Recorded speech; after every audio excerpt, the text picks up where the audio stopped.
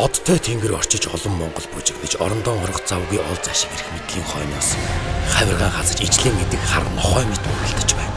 Уул уурхай гэдэг ганц хүнийгээ саажуулах соёл түүх ёсоо мартсан. Учраан олоогүй хэдэн нөхөд улс төр болон тоглож байхад дэлхийн хөгжилд иргэдүр тоос татуулан өнгөрөв.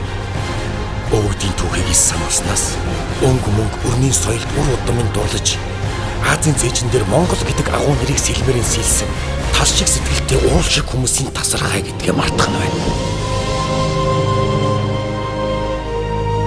Эртний нэгэн дэвтэрт эрхэмлэн захиж үлдээжээ. Өн орчлон таны хийвэл өөрийгөө олж мэд гэжээ. Дисэж үлдэж тэмцэж ялсан Монголын түүхийг тэв дэлхий биширч байна. Уул ухаж биш ухаанаа уралдуулж ус хөгжидгийг урдын түүх сануулж байна. Өдөр бүр уншия. Үр хүүхдийн сургая. Өвгдийн сүнсийг амрааж өөрсдөө үлдээе. Монголын нууц товчоо 365 хоногт